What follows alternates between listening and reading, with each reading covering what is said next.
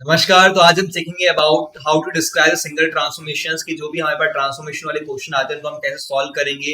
कैसे सपोज करो कि भाई एक शेप से दूसरी शेप अगर ट्रांसफॉर्म हो रही है तो उसके वेक्टर्स आप कैसे फाइंड कर सकते हो, तो वो आज हम समझेंगे। तो उसको समझने से पहले कुछ एग्जांपल्स की तरफ हम फोकस करेंगे। यहाँ पे एग्जांपल दिया हुआ है, इसमें बोला हुआ है describe the single transformation from shape A to B. ये जो ए से बी का जो ट्रांसफॉर्मेशन हो रहा है उसे आपको डिस्क्राइब करना है। और जब भी आप डिस्क्राइब करोगे एक वेक्टर की फॉर्म में डिस्क्राइब करते हो हमेशा आप, तो मैंने एक वीडियो में बताया था, अगर आपने नहीं देखा है तो लिंक पर फ्लैश हो रहा होगा, आप लोग चेकआउट कर सकते हैं। तो जब भी आप वेक्टर्स फाइंड करते हो तो वेक्टर्स की फॉर्म कैसे रहती है, ये वेक्टर्स की फॉर्म रहती है x अपॉन y की फॉर्म में रहता है। मतलब जो भी आप वेक्टर्स लिखोगे ऊपर x की वैल्यू आती है, नीचे y की वैल्यू आती है। हमेशा ये चीज ध्यान रखनी है आपको वेक्टर्स फाइंड करते हुए। तो अगर हम इस एग्जांपल की तरफ देखें तो आपको एक पॉइंट को देखना पड़ेगा कि एक पॉइंट को आप एज्यूम करो कि इस पॉइंट से दूसरे पॉइंट की तरफ क्या ट्रांसफॉर्मेशन हो रहा है। जैसे यहाँ पे इस ए वाले फिगर में मैं इस पॉइंट को एज्यूम करता हूँ, तो अगर ये वाला पॉइंट ट्रांसफॉर्म होता है बी की तरफ, तो बी की तरफ ये इस पॉइंट में कन्वर्ट होगा। तो हमें देखना है कि इस पॉइंट से इस पॉइंट तक का जो ट्रांसफॉर्मेशन हो रहा है किस वेक्टर के थ्रू हो रहा है, तो वो आपका आंसर होगा।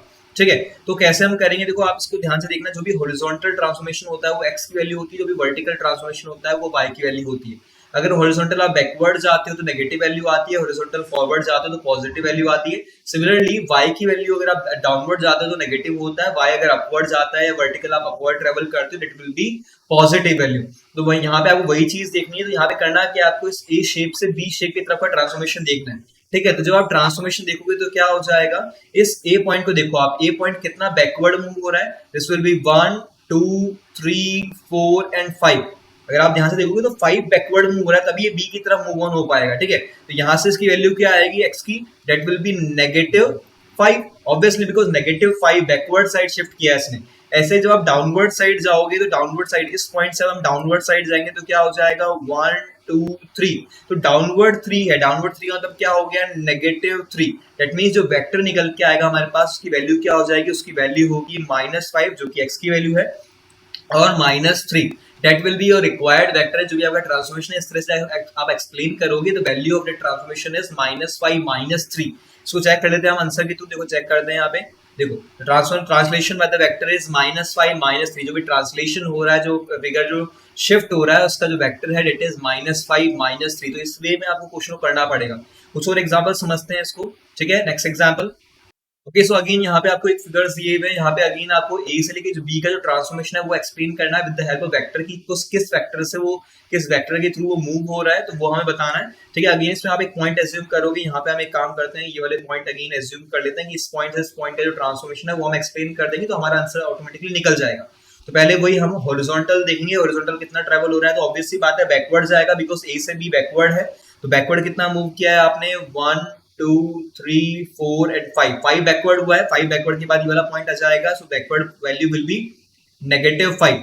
अब हम डाउनवर्ड जाएंगे, बिकॉज वर्टिकल मूव होगा तो डाउनवर्ड अगेन नेगेटिव जाएगा। तो डाउनवर्ड मूव करोगे तो क्या हो जाएगा 1 2 3 एंड 4। तो डाउनवर्ड वैल्यू क्या हो जाएगी -4। तो इसका वेक्टर क्या निकल के आएगा, दैट विल बी -5 -4। ठीक है, तो that will be your vector. तो एक बार चेक कर लेते हैं आंसर हमने सही निकाला कि नहीं निकाला। तो देखो translation by the vector is -5 -4। That means कि इस वे में आपको उसको ट्रांसलेट करके ट्रांसफॉर्म करके उसका आंसर निकालना है वेक्टर की फॉर्म में। कुछ एक दो एग्जांपल्स और देखते हैं ताकि अच्छे समझ में आ जाए आपको। So next example.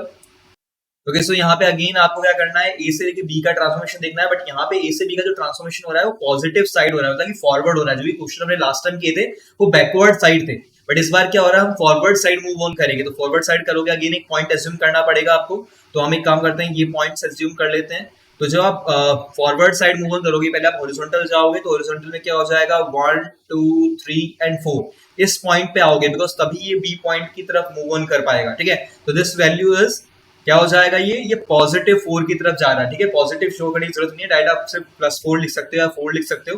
अब हम क्या करेंगे, अपवर्ड साइड जाएंगे, बिकॉज वर्टिकल मूव हो रहा है आपका। तो वर्टिकल मूव करोगे तो क्या हो जाएगा 1 2 3 4 5, मतलब ये जो वैल्यू निकल के आएगी वर्टिकल की क्या हो जाएगी 5। तो आंसर क्या आएगा वेक्टर फॉर्म का, that will be 4 and 5। That is your required answer. जो भी आपका ट्रांसफॉर्मेशन है उसका आंसर क्या आएगा, एक बार चेक कर लेते हैं सही किया कि नहीं किया हमने। ओके, तो translation by the vector is 4 5।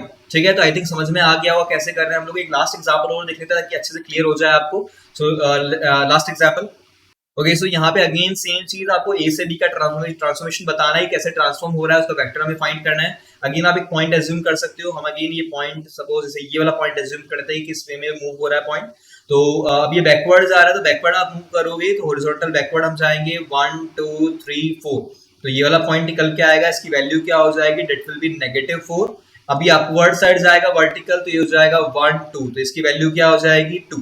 तो इसका अगर हम अगर फाइंड करते हैं वेक्टर तो क्या निकल के आएगा, डेट विल बी -4 एंड 2। ठीक है, तो इस तरह से इसकी वैल्यू निकल के आएगी। ठीक है, तो आई थिंक समझ में आ गया होगा कि हम कैसे करें। एक बार आंसर चेक कर लेते हैं कि हमने सही किया कि नहीं किया। तो the answer is translation with the vector -4 and 2। So I hope समझ में आ गया होगा आप लोगों को किस में कर रहा है। अगर नहीं समझ में आया तो आप लोग कमेंट बॉक्स में ड्रॉप कर सकते हैं। So next question is for you all. Okay, so ये क्वेश्चन आप लोग ट्राई करना, मुझे बताना आपसे हुआ है कि नहीं हुआ। इसको ट्राई करना आप लोग। अगर नहीं समझ में आता तो आप लोग कमेंट बॉक्स में ड्रॉप कर सकते हैं। अगर वीडियो अच्छा लगा तो please do it like share and subscribe. See you all in the next video. Till then be positive, keep learning and never give up. धन्यवाद।